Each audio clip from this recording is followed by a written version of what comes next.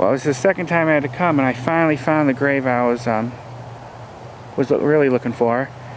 If I remember correctly, this is Oak Hill Burial Park, but I'll double check the name. I didn't bring my book where I wrote it down in, but this is a very special grave. Tough to find, but I found it. I'll show you the front. This is the grave site for James H. Mills. He was in Congressional Medal of Honor for World War II.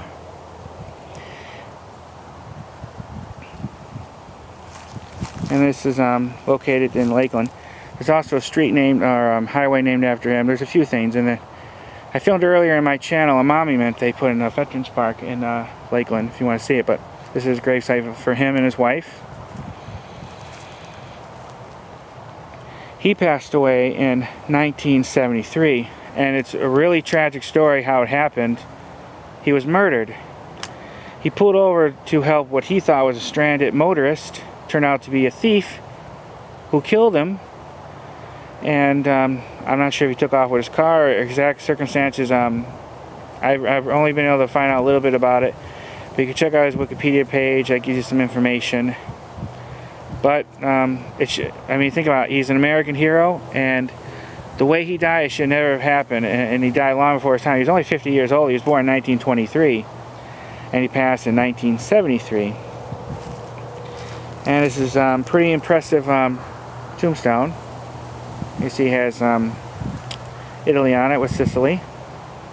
James Henry Mills, Florida, I think Corporal, COF, 15 Infantry, World War II, Medal of Honor, May 3rd, 1923 to November 11th, 1973.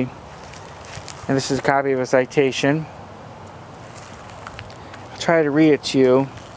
Citation for conspicuous gallantry and intrepidity at risk of life above and beyond the call of duty on 24th May 1944 near Cisterna di Littora, Italy. Private Mills, undergoing his baptism of fire, proceeded his platoon down a draw to reach a position from which an attack could be launched against a heavily fortified strong point after advancing about 300 yards.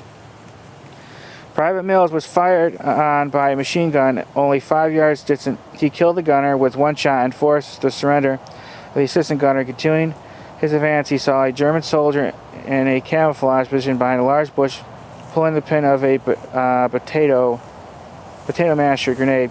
Covering the German with his rifle, he forced him to drop the grenade and capture him. When another enemy soldier attempted to throw a hand grenade into the draw, Private Mills killed him with one shot, brought under fire by a machine gun, 2 machine pistols, and 3 rifles at a range of only 50 feet. He charged headlong into the furious chain of automatic fire, shooting his M1 from the hip. The enemy was completely demoralized by Private Mills' daring charge, and when he reached a point within the feet of their position, all 6 surrendered as he neared the end of the draw. Private Mills was brought under fire by a machine gun only 20 yards distant, despite the fact that he had absolutely no cover. Private Mills killed the gunner with one shot. 2 enemy soldiers near the machine gun fired wildly at Private Mills, then fled. Private Mills fired twice, killing one of the enemy. Continuing on to the position, he captured a fourth soldier when it became apparent that an assault on the strong point would, in all probability, cause heavy casualties in the platoon. Private Mills volunteered to cover the advance down a shallow ditch to a point within 50 yards of the objective, standing on the bank in full view of the enemy. Less than 100 yards away, he shot and fired his rifle directly into the position. His ruse worked exactly as planned. The enemy, centering his fire on Private Mills' tracers, passed within inches of his body. Rifle and machine pistol bullets ricocheted off the rocks at his feet. He stood there, firing until his rifle was empty. Intent on covering the movement of his platoon, Private Mills jumped into the draw, reloaded his weapon, climbed down again, and continued to lay down a base of fire. Repeating this action 4 times, he enabled his platoon to reach a designated spot undetected, from which position it assaulted and overwhelmed the enemy, capturing 22 Germans and taking its objective without a casualty. Franklin D. Roosevelt. Like I said, this is a little hard to find. If you go down the road right behind the bush, bush right in front of the entrance, I think there's a flagpole there. You go behind, you come down the road until you reached this section here, which it's like a circle of grass, and there's graves in there. You see Smith and that big red one there, Bolton. You turn right, then you walk over to here, and this is where it is. Even though it's a very prominent headstone and different compared to some others I've seen, it still is pretty hard to find.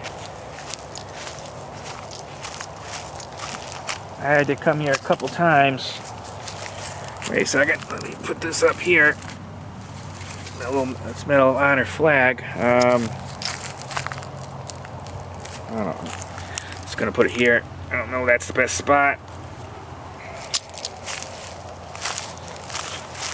But if you look on back, it has the American flag with 2 stars.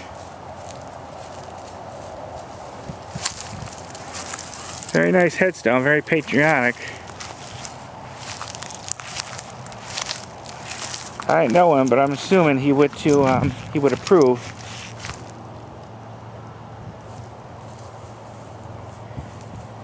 Then you see the Medal of Honor symbol there.